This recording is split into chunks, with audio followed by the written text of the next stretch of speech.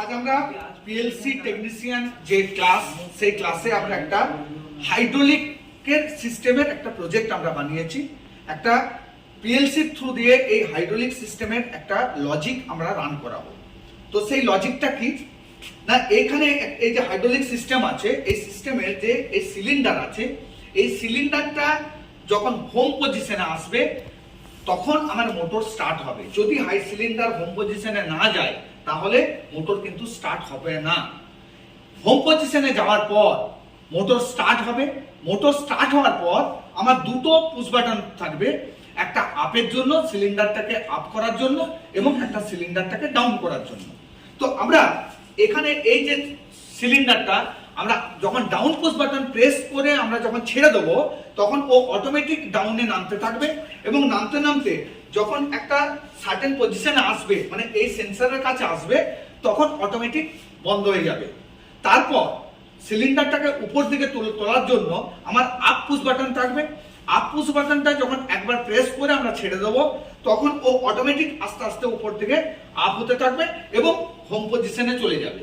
দেখো, তাহলে এই লজিকটা করার জন্য আমরা প্রথমে কি করেছি, আমরা এই কম্পিউটারের থ্রু দিয়ে একটা ল্যাডার ল্যাঙ্গুয়েজে আমরা প্রোগ্রাম আমরা ড্র করেছি। ওই যে লজিকটা বললাম সেই লজিকটাকে আমরা ল্যাডার ল্যাঙ্গুয়েজে আমরা কনভার্ট করেছি, ড্র করেছি, এবং তারপরে আমরা কি করলাম না, এই যে পিএলসি তে আমরা এই লজিকটাকে আমরা ডাউনলোড করলাম।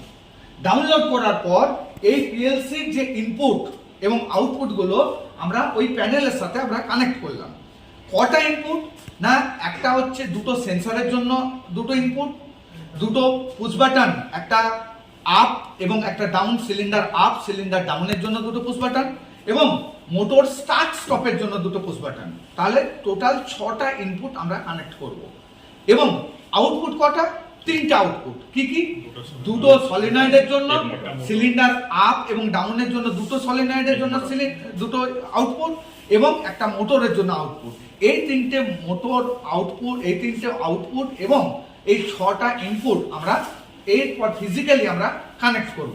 দেখো, এই দুটো পুশ বাটন নিয়েছি, এইটা হচ্ছে মোটর স্টার্ট এবং স্টপে। একটা মোটরের স্টপ হবে, একটা দিয়ে স্টার্ট হবে। আমার এই দুটো ইনপুট নিয়েছি, একটা মোটরের এই সিলিন্ডারের আপ এবং একটা সিলিন্ডার ডাউন। অর্থাৎ সিলিন্ডার এটা প্রেস করে ছেড়ে দেবো, সিলিন্ডার ডাউন হবে, একটা প্রেস করে ছেড়ে দেবো, সিলিন্ডার আপ হবে। তাহলে 4টে ইনপুট হলো, দুটো স্টার্ট স্টপ পুশ বাটন আর দুটো আপ এবং ডাউনের পুশ বাটন। এখানে দেখো আরো দুটো ইনপুট আছে, এটা দুটো সেন্সর আছে, প্রক্সিমিটি সেন্সর। এই প্রক্সিমিটি সেন্সর একটা ইনপুট, এই প্রক্সিমিটি সেন্সর একটা ইনপুট, এই দুটো। তাহলে 6টা ইনপুট হলো।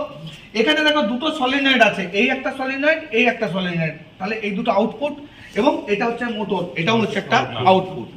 আমাদের কি করতে হবে, দেখো আমার এখন হোম পজিশনে আছে, মানে কি এই প্রক্সিমিটি সেন্স করে আছে। এখন যদি আমরা এই স্টার্ট পুশ বাটন পুশ করি, আমি স্টার্ট পুশ বাটন পুশ করলাম, দেখো আমার মোটর কিন্তু স্টার্ট হয়ে গেল, মোটর স্টার্ট হলো। তাহলে মোটর স্টার্ট হয়ে গেছে, হোম পজিশনে আছে।